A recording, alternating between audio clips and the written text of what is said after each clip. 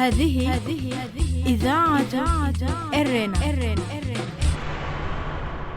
المستمعين والمستمعات الأفاضل، متابعي إذاعة إرنا حيثما كنتم وحيثما يصلكم بثنا، أهلا ومرحبا بكم في مستهل البرنامج العربي لهذا اليوم الأربعاء 15 من مايو. كما عودناكم مستمعي ومستمعات الأفاضل، نستهل برنامجنا معكم بنشرتنا للأخبار، وضمن برنامج متابعات يقدم لكم الزميل أحمد شريف متابعة لذكريات رمضان، وفيها يستضيف الأستاذ عثمان دافلة من السويد متناولا معه أجواء رمضان في إريتريا والمهجر. قبل ذلك مستمعي ومستمعات الأفاضل، أقدم لكم نشرة للأخبار فيما يلي أبرز عناوينها. متابعة لصيقة لأنشطة حركة كفاية من الداخل الإريتري. البرلمان الألماني يؤكد بأنه ليس هناك تغييرات جذرية في إريتريا. إطلاق نار يودي بحياة متظاهرين في ساحة القيادة العامة للجيش السوداني. المستمعين والمستمعات الأفاضل، كانت هذه عناوين الأخبار، وإليكم تفاصيلها من إذاعة إرينا. إذاعة إرينا، صوت مستقل لإريتريا. تفيد مصادر إذاعة إرينا من الداخل بأن المواطنين في كافة المدن الإريترية يقومون بمتابعة الحراك المتنامي لحركة كفاية، وتشمل المتابعة تداول مقاطع ومتابعة وسائل التواصل الاجتماعي إضافة إلى الاتصالات الهاتفية. ويقوم مواطنون إريتريون بربط الداخل بتطورات الخارج عبر اتصالات مباشرة حسب ما ذكرت المصادر. وكانت مدن شيكاغو ولندن وباريس وبروكسل قد شهدت تجمعات لإريتريين تحت شعار كفاية، وركزت الحركة في شعاراتها في مختلف المدن على ضرورة إنهاء حكم الاستبداد في إريتريا وإطلاق سراح السجناء وترسيم الحدود وإقامة دولة الحقوق والحريات. وبدأت الحركة كجهد فردي في مختلف المدن العالمية، وتطورت إلى اجتماعات جماهيرية شاملة تطالب بالعمل الجماعي والوحدة بين أبناء الشعب الإريتري من أجل القضاء على النظام الحاكم وتأسيس وطن ديمقراطي. ناقش البرلمان الألماني البوندستاغ في 8 من الشهر الجاري الأوضاع في منطقة القرن الأفريقي بعد اتفاق السلام الإريتري الإثيوبي. وخلص البرلمان إلى أن اتفاق السلام، رغم أنه أدى إلى حدوث الكثير من التطورات الإيجابية في إثيوبيا، إلا أنه على العكس لم يحدث أي تغييرات في إريتريا، لأن الحكومة الإريترية غير مستعدة لإجراء أي تغييرات في البلاد كما ذكر البرلمان. وأكد البرلمان بأنه ورغم مرور ما يقارب العام الكامل من توقيع الاتفاق مع إثيوبيا، إلى أن إريتريا لم تحرز أي تقدم فيما يتعلق بحقوق الإنسان وإطلاق سراح المعتقلين وإطلاق الحريات الدينية. وقال البرلمان بأن الانتهاكات لحقوق الإنسان في تلك الدولة لا زالت مستمرة. أعلنت لجنة أطباء السودان المركزية أمس الثلاثاء عن مقتل 6 سودانيين بينهم ضابط في الجيش السوداني في الهجوم الذي نفذه مجهولون بمقر الاعتصام أمام القيادة العامة للجيش وسط الخرطوم. وقال المجلس العسكري من جانبه أن ضابطا قتل، وأن جهات مجهولة هاجمت المعتصمين في محاولة لإجهاض الاتفاق مع قوى التغيير لإشاعة الانفلات. وقال بيان صادر عن لجنة الأطباء فجر أمس الثلاثاء أن 5 معتصمين بأعمار مختلفة قتلوا متأثرين بإصابات الرصاص الحي بمناطق مختلفة في الرأس والصدر. وقالت مصادر طبية داخل المستشفيات المشيدة بمقر الاعتصام أن عدد المصابين في أحداث الاثنين ارتفع إلى 100 إصابة، معظمها بالرصاص الحي.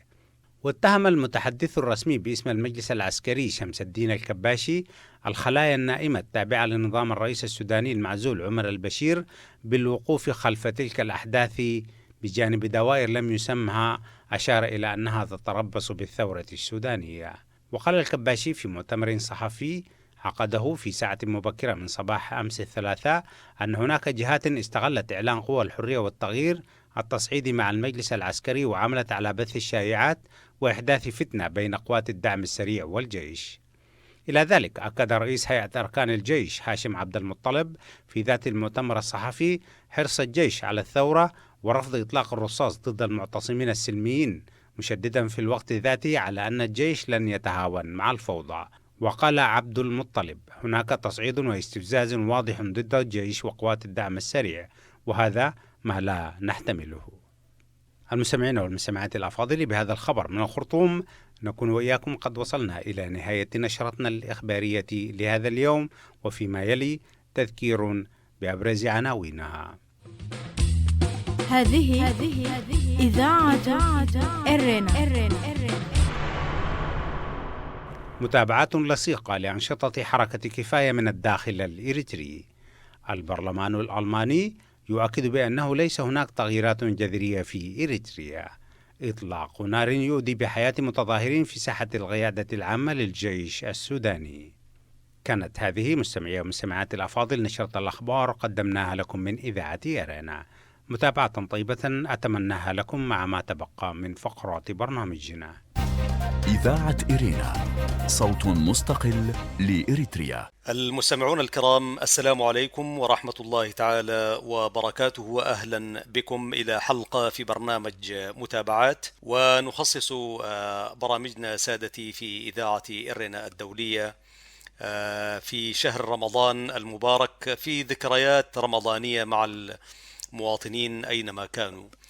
اليوم سادتي نتوجه إلى السويد بمعية الأستاذ عثمان دافلة، العضو السابق في الحركة الوطنية الإريترية، ممثلة في الشبيبة الإريترية، اتحاد الطلاب والشباب الإريتري والجبهة الشعبية بشكل عام، في ذكريات رمضانية سيتجول معنا في ربوع رمضان. أخونا أبو عفان، أهلا ومرحبا بك في إذاعتك، إذاعة إرنا. هذه إذاعة إرنا. وعليكم السلام ورحمة الله وبركاته. بداية أستاذ أحمد، كل سنة وأنت طيب وتصوم وتفطر على خير، وكل مستمعينك الكرام إن شاء الله. الله يخليك أبو عفان، لو رفعت لنا صوتك أكثر يكون أفضل. طيب، الرمضان في السويد عندكم كيف هذه الأيام؟ والله حقيقة الرمضان هو بطبيعة الحال ما يحلو إلا في بلدك، وفي السويد الرمضان أجارك الله طويل الساعات، صيام يمتد إلى 20-21 ساعة، وضف إلى ذلك الأجواء ما هي الأجواء اللي ممكن الواحد متعود عليها، وما بتحس إنه الرمضان هو رمضان، لكن طبعا تأديه كفريضة. نعم، وربنا يعيننا على ذلك إن شاء الله. وفي مساجد جنبكم أبو عفان؟ والله يا أستاذ أحمد، المساجد إحنا طبعا على بعد 3 و4 ساعات وشوية من ستوكهولم. عندنا مسجد واحد هو في شكل زاوية، ومسجد آخر يمكن من برا المدينة بعيش، هو أكبر لكن برا المدينة، لكن بنصلي فيه الجمعات وكذا. ولكن طبعا بصفة عامة الروحانيات الرمضان نعم في السويد وبشكل عام في أوروبا ما هي المأمولة. نعم. طيب أخونا أبو عفان، ذكرياتك عن رمضان يعني كده، أرجع لنا لزمن الطفولة وكده يعني، ومرورا بالمملكة العربية السعودية وهكذا يعني، فمتين تعرفت على الشيخ رمضان بذكرياته الماثلة أمامك يعني؟ والله الشيخ رمضان يعني هو على ما قالوا من الصقر، وبدايات رمضان كانت في السودان. أول رمضان، ارفع لنا صوتك أبو عفان. لو قلت لك أنا أتذكر أول رمضان يعني كان 200 أكون أنا كذبت لك، لكن الرمضان بطبيعة الحال وذكرياته هي أحلى في السودان، وتحديدا في الخرطوم. ده أول رمضان لي في الخرطوم، وأنا ترعرعت وتربيت في الخرطوم طبعا. وروحانية رمضان والصيام طيب القضارف ما بتتذكر فيها رمضان؟ إذاعة إرنا، صوت مستقل لإريتريا. طبعا القضارف دي أنا خليتها وأنا عمري 9 سنوات يعني. دي بدايات اللي يقولوا رمضان قسم قد في سمو بقى. كنا بنصوم لغاية الساعة 2، تاكل لك حبة شوية كده وتجي راجع الساعة 3 تصوم ثاني. لكن الرمضان طيب معناه في الخرطوم انت يعني بديت يعني كويس في الخرطوم؟ فياتو محل في الخرطوم وين ياتو حي؟ في الخرطوم بحري في الختمية. طيب جميل. ده من الخرطوم بحري، ذكرياتك عن رمضان شنو كده؟ احكي لنا من الدروس وزملائك في الشلة ساعتها من الإريتريين والسودانيين. والله أنا ذاك من الزملاء الإريتريين في الخرطوم بصفة عامة، ما في بحري. أيوة. أخونا محمد صالح جابر، اها. وأخونا الباشمهندس سامع عز الدين حاليا موجود في ألمانيا، اها. وإخوة سودانيين الله يذكرهم بالخير، أخونا المحامي التاج الجزولي، وحاج رحمة آدم، وشلة لفيفة طبعا دي في مدرسة بحر الشعبية في الخرطوم اها. بحري. ومن ثم يعني المرحلة الثانوية. لكن الفترة ما بين الابتدائي والمتوسط والله يا أحمد ذكرياتي كانت فيها شوية ما بتذكرها. اوكي. فترة الشباب دي كانت طبعا مع الأوجه العام 84 و 83. هذه إذاعة إرنا.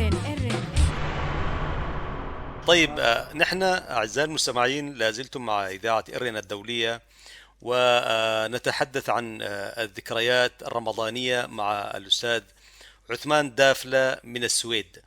أبو عفان، طبعا الوقت داك وانت في الخرطوم في بحري بديت الاهتمام بالقضايا الوطنية كإريتري وكده، أليس كذلك؟ نعم نعم يا أستاذ. طيب كده مدخلك للشبيبة كان شنو؟ الحديث ذو سجون والله يا أحمد، وكانت فترة زاهية جدا جدا. أنا ذاك في المرحلة أواخر المتوسطة وبداية الثانوي. اها. التحقنا بالاتحاد الوطني للشبيبة الإريترية بالجبهة الشعبية، اها. و والفترة ال 85 86 كان تفرغنا للميدان بشكل كامل. اها. ومن الطرائف يا أحمد، يعني أنا صادفني رمضان في أول رمضان وأنا جاي داخل السودان، كويس. يعني نصه في إريتريا والنص في داخل الأراضي الإريترية، والنص الآخر في السودان، ده في 84 85. طيب كيف الرمضان كده على عجل كده، رمضان في الميدان يعني؟ والله هو رمضان في الميدان ده أنا أتذكر جاتني منه يومين، اها. وكانت أكون صراحة يعني ما صمت. وإن كان على حسب ما علمي، على حد علمي في الوقت ذاك، رمضان في الميدان كان جميل جدا جدا على فكرة يعني. امم. لأنه أنت بتفطر يعني على الشمس، امم. يعني على إنه الشمس غابت بتفطر يعني. اه.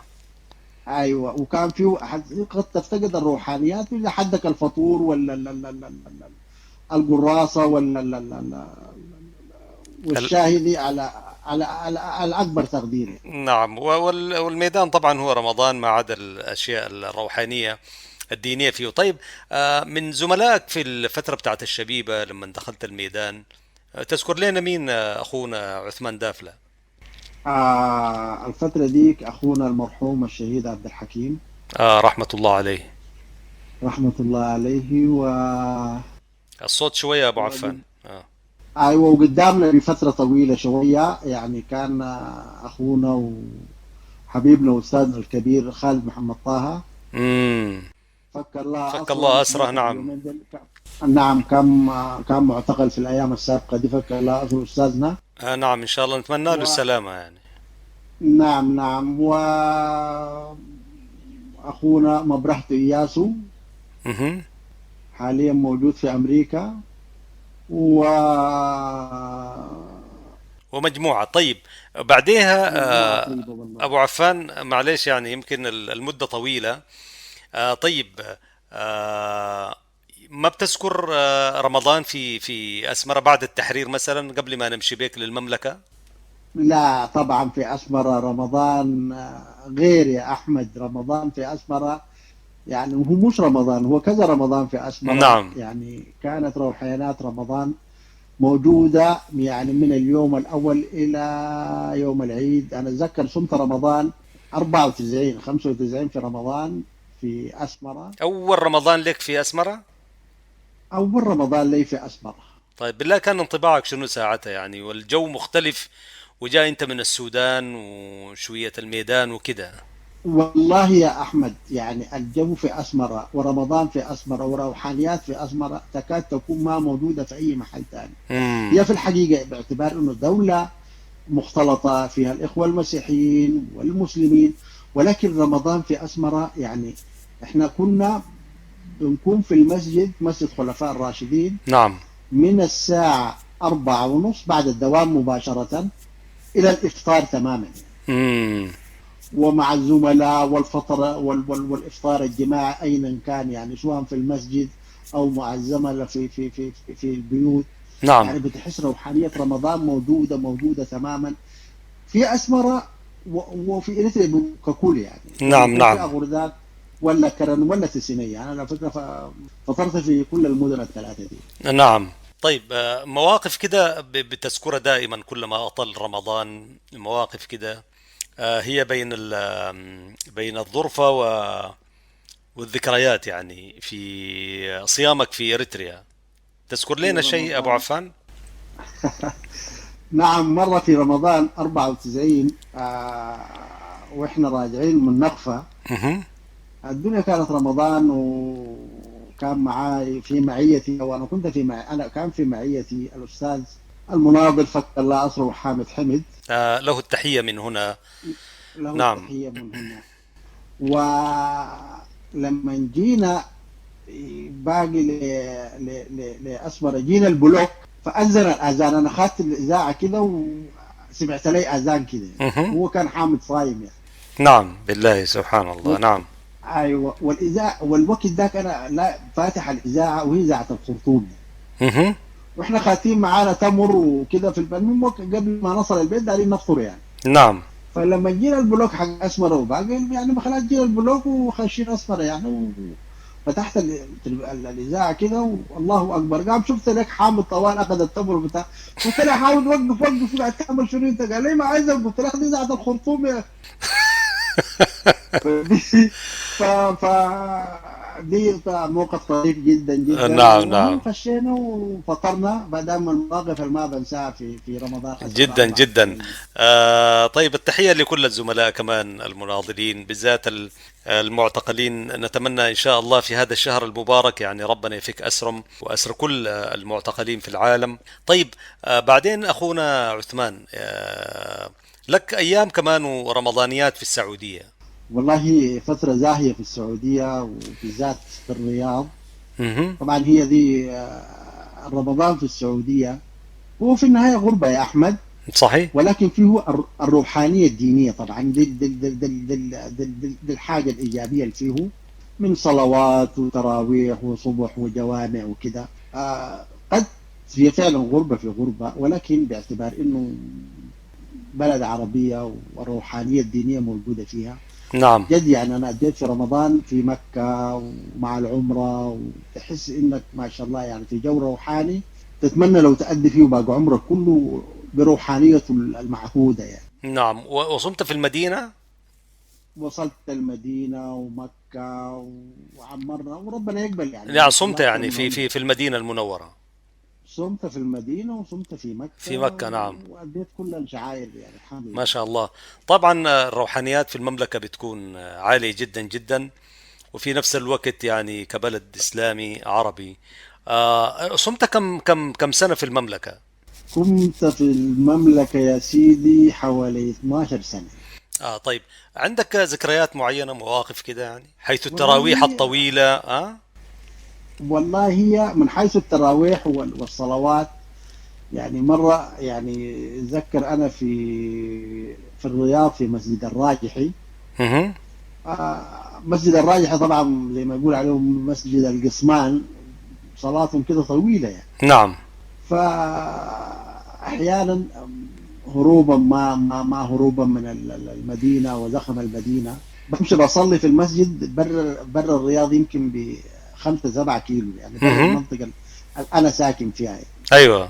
فبحس في المسجد ده يا أحمد إنك بتأدي الصلاة في الحرم. سبحان الله. فيعني طبيعة الحال كنت شفوقي إن أنا أكون صلواتي في المسجد ده بشكل دائم، والحمد لله يعني وفقت كذا رمضان وكان معي زملاء وأحبة ربنا المسجون ربنا يفك أسره، واللي موجود في الغربة ربنا يجمعنا به ولي فيه ذكريات حلوة جدا. اللهم امين جميعا ان شاء الله. طيب الان ندخل الى السويد. صمت كم رمضان في السويد اخونا عثمان دافلة؟ والله في السويد ده رمضان السابع. السابع. طيب السابع في رمضان. أقلمت مع أجواء رمضان السويدية حيث البرد الشديد والساعات الطوال وكده؟ والله يا أستاذ أحمد هي في رمضان في السويد يعني أجارك الله يعني هي الواحد هو أداء فريضة يعني ما تحس به روحانيات زمن طويل. أنت بتصوم بالذات المدينة الموجود فيها أنا عن ستوكهولم تبعد 4 ساعات. يعني تخيل إحنا بنفطر هنا 10 وربع، وقد يصل إلى أواصر وأواخر رمضان ل 11 وربع ليلة. والإمساك مباشرة بيكون الساعة 1:30 2 لربع. يعني الفترة اللي أنت بتفطر 3 ساعات، من 3 ساعات ل3 ساعات ونص، وبتصوم في حدود 21 ساعة. يا سلام، طبعا طويلة. عزاء الوحيد إنه الجو بارد وأنت موجود وسط الأسرة، ده العزاء الوحيد يعني. نعم. وبتحس إنه في الفترة مع أولادك وأسرتك. نعم. أول رمضان كان وقعه عندك كيف يعني؟ لأنه أنت جاي من المملكة، اختلاف في كل شيء يعني. أول رمضان يا أحمد تخيل بس أنا بتقرمي بالك أنا حبيب جديد حد على لأنه بتحس إنه الرمضان ده بتجي الفطرة 200. أنت ما بتحمل الفطرة 200 يا أخي، أنت بتقول اليوم ده ما بيخلص، اليوم ده ما بينتهي. غيت أول رمضان ده أنا والأسرة، وتخيل أول رمضان إحنا كنا يا داب على يعني في بدايات دخولنا لمملكة السويد. يعني مع معاناة الغربة، على معاناة رمضان، على عدم وجود يعني حتى أسر مسلمة في حوالينا يعني. نعم. فعلى فكرة كان تجربة صعبة جدا جدا. صحيح. الحمد لله يعني. الحمد لله. ونحن طبعا كمجتمع إريتري أخونا أبو عفان، أنا دائما أقول نحن مجتمع البدايات والنهايات. بمعنى شنو؟ يعني حياتنا هكذا يعني تبدأ مشوار كده، تقيف تبدأ مشوار تاني. ودائما وقد يكون الإنسان عنده 4 5 بداية ونهاية مثلا، والبدايات دي مرة يعني لمن عاشها. فبالله كيف يعني توصي يعني الناس مثلا، لأنه البدايات صعبة جدا وأثمانها غالية، فوصيتك لناس ربنا حيكتب عليهم بدايات تمشي 2 3 4 5 6 تقيف، تبدأ تاني في حتة تانية من الصفر. والبدايات دي مشكلة يعني حتى لأي شيء. البداية دي يا أخي سيارة مشكلة البداية ذاتها، مش كده؟ نعم والله يا أستاذ أحمد، هي دائما الإنسان بمصابرته ومجادلته للحياة لازم يكون مصابر. وأي نكبة، ونحن كإريتريين طبيعة الحال بنبدأ ونجيف ما أعرف حنجيف وين ولا وين، ما أعرف يعني اللي قدام يعني. فمحل ما مشيت جيت أوروبا حتبدأ بداية تك تك تك تك تك، تبدأ بداية حتجيف، يلا تنقل لدولة ثانية برضه حتبدأ عهد جديد. فأنا اللي بقوله والحياة هي كم يعني، سبحان الله. نعم. وسبحان الله حياة كم، وحتمشي وين يعني وحتموت وين، انت ما تعرف الحتة دي. فبالتالي اوصي كل من نفسي انا والى كل شباب الاريتريين في المهجر بالذات يعني انك تصابر وتبدا حياتك، وعلى يقين ان في يوم انك حترجع بلدك. دي لا محالة في ذلك يعني. الى اليوم ده ما يجي يعني ركز انه تبدا بداية صحيحة، وما تقيف وما تيأس. وفي أي يوم أنت اللي بيحصل ده كله حيكون ذكريات، وحتحكيها والأجيال حيحكوها لأجيال، وأولادك حيحكوها لأولادهم.